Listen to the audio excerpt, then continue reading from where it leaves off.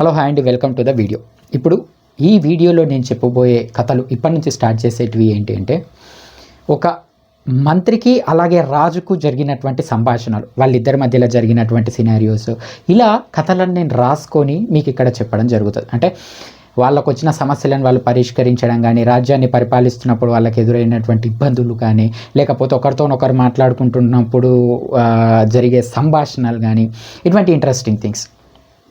So వీళ్ళిద్దరికీ, రాజుకు మంత్రికి పర్టికులర్గా ఏదైనా పేరు పెడదామా అంటే ఇప్పటివరకు నేనైతే ఏం డిసైడ్ కాలేదు. ఫ్యూచర్లో సిచ్యువేషన్ని బట్టి, దీని రీచ్ని బట్టి పేర్లు పెట్టడానికి let's make it out. So first of all కథ ఏంటి ఇప్పుడు ఈ వీడియోలో నేను చెప్పబోయేదంటే, బేసికల్గా ఒక రాజ్యం, ఆ రాజ్యానికి ఒక మహారాజు, మంత్రి, ఇవన్నీ కామన్ థింగ్స్. అయితే మ్యాక్సిమం అప్పట్లో రాజుల కాలంలో ఎలా ఉండేదంటే, రాజు ఖచ్చితంగా ఒక చిన్న సభలాగా ఏర్పాటు చేసేవాడు ప్రతిరోజు. రాజ్యంలో వచ్చిన సమస్యలను పరిష్కరించడానికి కానీ, లేకపోతే ఒకరితోనొకరు మాట్లాడుకోవడానికి, వాళ్ళ డిస్కషన్స్ అన్నీ మొత్తం రాజ్యసభకు సంబంధించినటువంటి మెయిన్ పర్సనాలిటీస్ తోటి, మంత్రితోటి, అందరితోటి ఈ మీటింగ్ అనేది అరేంజ్ చేస్తూ ఉండేవాడు. సో అలా ఒక రోజు మంత్రి ఆ సభ లోపలికి ఎంటర్ అవుతున్నప్పుడు రాజు దిగాలుగా కూర్చొని ఏదో విషయం ఆలోచిస్తున్నట్టుగా మంత్రికి అనిపిస్తుంది.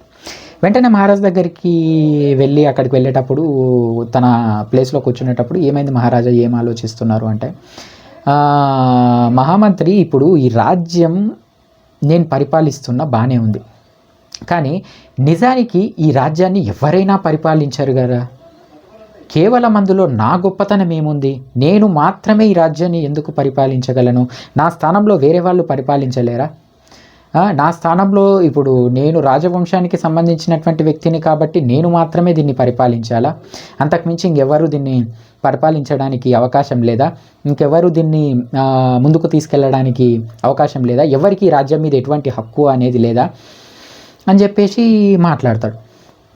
వెంటనే మంత్రికి అర్థమవుతుంది, మహారాజుకి ఏదో ఒక విచిత్రమైనటువంటి సందేహం కలిగింది, వెంటనే దానికి సంబంధించినటువంటి ఒక సొల్యూషన్ ఖచ్చితంగా చెప్పి తీరాలి, లేకపోతే ఇది పెరిగి అలానే పెద్దదవుతుంది అని చెప్పేసి. సరే మహారాజా, మీకు వచ్చినటువంటి ఈ ప్రశ్నకు సమాధానం ఖచ్చితంగా నేను ఎతికి చెప్పగలను, దానికి సంబంధించి నాకు కొంచెం సమయం ఇవ్వండి, దాని మీద ఆలోచించడం కానీ, దాని గురించి మాట్లాడడానికి కానీ నాకు కొంచెం సమయం ఇవ్వండి అని చెప్పేసి తర్వాత రోజు వచ్చేసి తన మహారాజుతోన మాట్లాడతాడు. మహారాజా, మీరు అడిగిన ప్రశ్నకు సమాధానం తెలియాలంటే మనం ఈ రాజ్యాన్ని వెంటనే అమ్మేసేయాలి. ఒక్కసారిగా సభలో ఉన్న వాళ్ళందరూ షాక్ అవుతారు. రాజ్యాన్ని అమ్మడం ఏంటి? ఇప్పుడు ఇప్పటి వరకు ఏ రాజు కూడా తన రాజ్యాన్ని ఎవరికి అమ్మలేదు. ఏదో యుద్ధాలు జరిగి ఒకరి నుంచి ఒకరికి వెళ్ళిందేమో కానీ ఈ రాజ్యాన్ని మాత్రం ఎవరికి అమ్మలేదు. ఇప్పుడు ఇతను రాజ్యాన్ని అమ్ముతానంటే వెంటనే పక్క రాజ్యంలో ఎవరైనా వచ్చి ఈజీగా కొనుక్కొని వెళ్ళిపోతారు. అప్పుడు అని చెప్పేసి చాలామందికి డౌట్ వచ్చింది. కానీ మంత్రి పెట్టిన నిబంధన ఏంటంటే, ఈ రాజ్యాన్ని ఈ రాజ్యంలో ఉన్నవాళ్ళు మాత్రమే కొనుక్కోవాలి. దానికి కొన్ని షరతులు అనేటివి ఉంటాయి, అవి వచ్చిన వాళ్ళకే చెప్పడం జరుగుతుంది. మహారాజా, ఖచ్చితంగా మీకు మీ ప్రశ్నకు సమాధానం దొరుకుతుంది, వెంటనే రాజ్యం అమ్మబడును అని చెప్పేసి ఒక ప్రకటనను విడుదల చేసేయండి అని. సరే అని చెప్పేసి మహారాజు ఈ రాజ్యం అమ్మబడును అని చెప్పేసి మంత్రి మీద నమ్మకంతో, ఆయనకు మంత్రికి ఉన్నటువంటి రిలేషన్షిప్ తోటి, నమ్మకంతో ఈ రాజ్యం అమ్మబడును అని చెప్పేసి ఒక ఆర్టికల్ని రిలీజ్ చేస్తాడు. చేసే వరకు రాజ్యంలో ఉన్నటువంటి చాలామంది ప్రజలు రాజ్యం అమ్మబడును, దీని వెనుక ఏమన్నా పరమార్థం ఉందా, ఏదన్నా తప్పు ఉందా, ఎందుకు ఇటువంటి డిసిజన్ తీసుకుంటున్నారు, అసలు ఏంటిది అని చెప్పేసి చాలా రకాల డౌట్స్ అనేవి వచ్చాయి. సరే ఏదైతే అదైంది కదా అని చెప్పేసి కొంతమంది ధనవంతులు రాజ్యాన్ని కొనడానికని ముందుకు మరుసటి రోజు రాజ్యసభకు రావడం జరిగింది. వచ్చి మేము ఈ రాజ్యాన్ని కొంటాం అని చెప్పేసి మాట్లాడుతున్నాం. వెంటనే అప్పుడు మంత్రి తన దగ్గర ఉన్నటువంటి ఈ కొన్ని కండిషన్స్ చెప్పడం మొదలుపెట్టాడు. రాజ్యాన్ని కొనడం అంటే డబ్బులు ఇచ్చి రాజ్యాన్ని కొనడంతో పాటు ఈ రాజ్యం పూర్తి బాధ్యతలు మీరు తీసుకోవాలి. ఈ రాజ్యంలో ఉన్నటువంటి బీదవారికి తిండి పెట్టడమైనా, ఈ రాజ్యంలో ఉన్నటువంటి కష్టం వచ్చిన వారికి కష్టాన్ని తీర్చడమైనా, దానికి ఏ రకమైన డెవలప్మెంట్ చేయడానికైనా, ఇలా ఏ రకమైన అయ్యేటటువంటి ఖర్చులకైనా సరే మీరు సొంతంగా మీ చేతుల నుంచి డబ్బులను తీసి ఖర్చు పెట్టాలి అని చెప్పేసి నిబంధనలు చెప్పడం మొదలైంది. అక్కడికి కొందామని చెప్పేసి వచ్చిన వాళ్ళందరికీ ఇంక ఇది అసాధ్యం అని చెప్పేసి అనిపించింది. ఎలా కొనగలుగుతాం ఈ రాజ్యాన్ని? ఇన్ని రకాల నిబంధనలు ఉన్న తర్వాత ఎవరైనా సరే ఒక వ్యాపారం చేయాలి అంటే కొనడంలో, అమ్మడంలో ఖచ్చితంగా లాభం అనేది ఆశిస్తారు. లాభం అనేది ఉంటే కొనడం కానీ, అమ్మడం కానీ, ఇటువంటి ఏ కార్యక్రమం కానీ జరుగుతుంది. ఆ లాభం అనేది లేనప్పుడు ఇంకెందుకు ఎవరు కొనడం కానీ అమ్మడం కానీ చేస్తారు అని చెప్పేసి ఎవరంతా వాళ్ళు మ్యాక్సిమం ఇదేమే నిబంధన మేము కొనమని చెప్పేసి వెళ్ళిపోయారు.